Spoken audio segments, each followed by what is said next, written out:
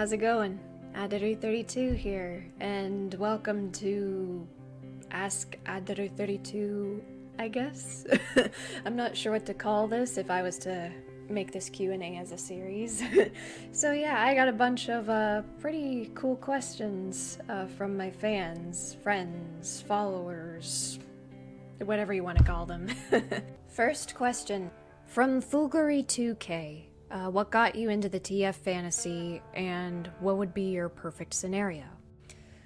What got me into the transformation stuff is the early 90s Batman animated series with the Man-Bat, She-Bat, and Werewolf episodes. I remember dressing up in a Batman cape with socks on my hands and wearing fake monster teeth in an attempt to pretend to be She-Bat, and then ran around the house pretending to fly and going like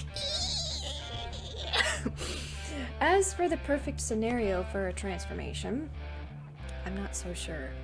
When it comes to settings for a transformation, I'm basically down for anything. As for the trigger of the transformation, I'm also down for any method, but in my stories it usually involves negative emotions like anger, rage, feeling threatened, etc. And for the style of the transformation, my fave involves the bulging, pulsating, and contorting body parts with some minimal bleeding involved. Something like an American Werewolf in London, The Order 1886, the 2010 Wolfman movie, the 2008 Hulk movie, Don't Even Think, the first Howling movie, the first and fourth Underworld movies, the European version of Being Human, some of the Resident Evil games.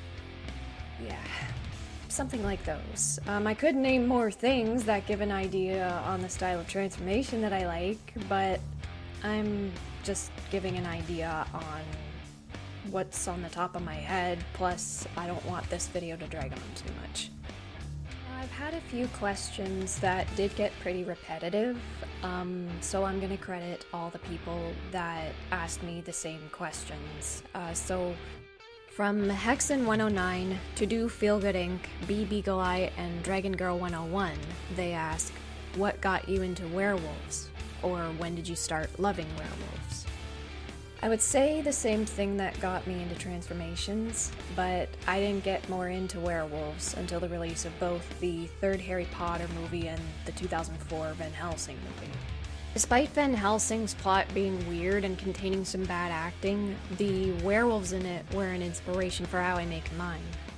All the monster designs in that movie were also really awesome. As for Harry Potter, it's actually my favorite Harry Potter movie, not just because of Professor Lupin's werewolfy self, or should I say, were-greyhoundy self, but I felt that they really went all out with creating that one, and I was in awe at the things that happened in it compared to the other movies. Next one comes from SolarFlare95, who asks, what is it about turning into a were-creature that is so appealing to you? That's something that I've been thinking about throughout most of my life. Why do I like the idea of changing into some monstrous creature? It all comes down to, why do we like what we like? In order to save time on this vid, I would suggest searching up the topic of why people like anything or something similar. But to answer your question, it's gonna be difficult for me to fully explain as to why I find me or anyone changing into a hulking beast is attractive to me. Part of it has to do with feelings of power, euphoria, strength. I'm not sure what other feelings to describe. Another reason has to do with the whole Mother Nature harmony kind of thing. And the last reason has to do with the how we currently live in a world where things like this can't really happen. I get intrigued by things that are out of norm or surreal. Take whatever happens in the SCP Foundation, for example, which I find fascinating. So the idea of something out of norm happening would probably or probably not add excitement into people's lives. Well, it would for me, that's for sure. We live in a world or society where hardly anything exciting happens due to living most of our lives just working and paying bills, and then you have narrow-minded, badly tempered people, especially higher-ups at most jobs, that find anything considered as fun as aggressively annoying or irritating, or expect everything to be formal and or exactly the same. Then once they find something out of line or not of their taste, they make a big deal about it. People like Karens or their male counterpart, or that religious nut that claims that God hates video games. Then there are the lockdowns where people can't really do anything, especially me. Of course, not everything in our world is like that. I'm not saying that everything is bad, but it also offers like concerts, video games, scuba diving, talent, amusement parks, people attempting world records of the most wildest things, and more that keeps people exhilarated or have a good time in life. Now, about the whole out of norm thing, I remember Jacksepticeye posting a video about taking a personality test on truity.com. My result was the Type 4 individualist, which, if you ask me, is 99% accurate of who I am. I like to express my individuality and be unique, and I show and do those things by being creative. SolarFlare95 also asks, if you had to be stuck as a were creature for the rest of your life, which would it be, and why? I'd like to be some hybrid of my favorite mythical creatures and animals put together, but I'm assuming you just want me to go with a single species of animal or mythical creature, and not some kind of chimeric creature. So my choice would obviously be the wolf. To be precise, an eastern timber wolf kind, like how I make my werewolf form. If I was to have the ability to change into a werewolf, the first thing I would probably do is run to the nearest forest and eat any cervines I come across. They'll probably be the only things I end up eating, unless some bovines just happen to escape from their farms by accident. I wouldn't want to eat people, even though, low-key, I feel that there are some people in this world that deserve to get torn apart. But since I'm a sweetheart, I don't plan on killing anyone. However, I could use that ability as some kind of self-defense mechanism. If I'm ever in trouble, that is. Now, why I chose the wolf as my werebeast of choice has to do with what got me into transformations in werewolves in the first place. Also, because wolves are my favorite animals. Speaking of which, I got a tattoo of a wolf. Got it since I was a... Come say hi. What? I'm recording right now. How am I supposed to know? How am I supposed to know? Sorry about that. We had a couple guests over. They were my stepdad's relatives. I haven't seen them in a long time, so it was really nice to see them again. Yeah. I have to admit that was kind of funny the way I reacted. I watched the playback of when my mom interrupted me. I'm recording right now. How am I supposed to know? I have to admit it's funny, so that's why I'm keeping that in this video. Yeah, so anyways, back to the wolf tattoo. Yeah, so I had it since I was 18. So, funny thing, I never really thought of any symbolisms for my tattoo of choice. I just chose it because I like wolves, and I like to imagine myself as a werewolf in my art pieces and in my mind and stuff like that. But back in 2017, I was looking up different horoscopes of different nations, and I found out that the wolf happens to be my native horoscope. So there's another reason to have this tattoo. Then we got a few from Dragon Girl 101, where the first question she asks is, what is your favorite type of werewolf? I like the big, beefy, toothy, clawy ones. Like how I make mine, what the ones in Van Helsing look like, the one from Bad Moon, the Uber Lycan from Underworld Awakening, the one from Cursed, the ones from Don't Even Think. Yeah. Her next question is, have you done a Werecat TF audio before? Yes, I have actually. It's quite old and it's titled Feline Frill. It can also be found on my channel too. And final question she asks is, what is your favorite werewolf movie? I'm not sure. About 99% of werewolf movies aren't really that great. The worst one I've ever seen was Tomb of the Werewolf. It was like a soap opera porno. The plot was very easy to predict on what happened and is very cheesy, and the werewolf and its transformation were very cheap. I'm not really a fan of the classic Wolfman look since it looks too much like a hominid in my opinion. But my favorite werewolf movie? Yeah, I can't decide. I'm sorry. From PAJ Production, she asks, do you have any creatures that are good guys or anti-heroes in your stories? So for those of you unaware, I have my own stories as well. I like to share details about them on my art pieces, but they're all still a work in progress since 2006. I have Gina, my vampire character from my Dark Conscience story, who's a good character. There's Darius, who's the main character in a story I still don't have a title name for, where his true form is a demonic beast full of destruction and chaos. But despite his true self being villainous in nature, his human-like form, which he prefers to remain as, plays the role of a good guy. There's Marcus, the anthropomorphic bat who's in the same story as Darius. Despite coming off as an asshole and occasionally gets himself into trouble with the law, he can still be a good guy. And last but not least are my cat characters, Fat Cat Martin, Kooky Kitten, and Fiona Feline, who are all good guys. All of my other characters in my stories are either human or antagonists. I would include my fictional self on this list, but I'm not really going to count myself since it's, well, me. I'm not a fictional character. The only thing fictional about me in my stories is the ability to change into beastly creatures. For those of you unaware about my stories, I like to implement myself into them as either a main or side character, and play the role of a hero, anti-hero, and antagonist. Yeah.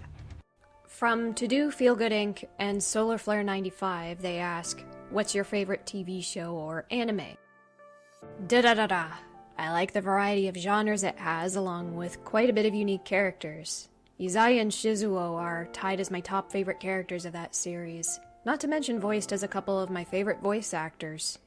And another one from To Do Feel Good Inc. who asks, if you could be transported into one of your favorite fandoms, what would it be, and would you be a werewolf if you were there? I would say Devil May Cry, because it's my most favorite series of all time. As you can see behind me a bit. And would love to meet my favorite characters in it. Especially Dante, my most favorite character of all time, who I wish was my husband. But I gotta go with Final Fantasy. Not sure which one, despite the 7th being my most favorite, so any Final Fantasy game would do, because of the Moogles, Chocobos, other interesting creatures that'd be cool to be face to face with, certain physics that defy gravity, and magic. Would I be a werewolf if I was in that world? Why not? Basically any were-beast form would do for me. I remember having a Final Fantasy dream where Noctis and Cecil were in it, and I changed it almost like a were-behemoth type creature as some last resort to help my team and defeat these creatures that were kicking our butts. Plus, I had to use my super strength to bring some heavy crystal to some slot in order to open a door to progress further. From Steve Areno and Dragon Girl 101, they ask, when will you be doing more werewolf videos? Huge fan, especially of those types. Or are you going to do more TF audios in the future?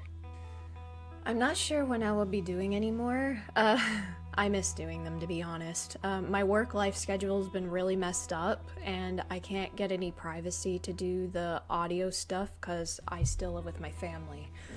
I had a couple of people back in 2018 or 2019 commission me to do a double werewolf one and a dragon one, but David, this is what I was talking about. This is one of the reasons why I hardly make any video or audio content anymore. And I realized too that I really lost track of where I left off. So what I was trying to say was that I had a couple of people back in 2018 or 2019 commission me to do a double werewolf one and a dragon one. But again, due to my complex schedule and lack of privacy, I just couldn't get the time to do them, so I had to cancel their commissions and I offered to refund them. Okay, where was I? So I had the idea of driving somewhere and recording in my car or something, but almost any place nowadays has security cameras, and I don't want to look like some lunatic just screaming in my car with a laptop and a mic. As for the art part of it, I would occasionally post them on my DeviantArt for Affinity, Transfer, Facebook, Tumblr, and Twitter accounts. You could find the links to those profiles of mine in the description below. Since last year, I've either been too busy or I've lost my motivation to want to draw often. So I've been pretty slow on submitting and working on any pieces. Last piece I made was back in April of a werewolf one. Before that would have been October of last year, so that's about 5 to 6 months of art inactivity. I would love to do live streams on here someday of myself, doodling or working on a lot of unfinished pieces where some of them are werewolf related, but I'm unsure when I will be doing that too. So yeah, I do have more werewolf audio and art plans for the future. I'm just unsure when I will be doing them again. So in the meantime, I guess just enjoy whatever random content I throw out there on here. Also from Steve Areno, who asks, also, how are you? Your health, family, friends as well.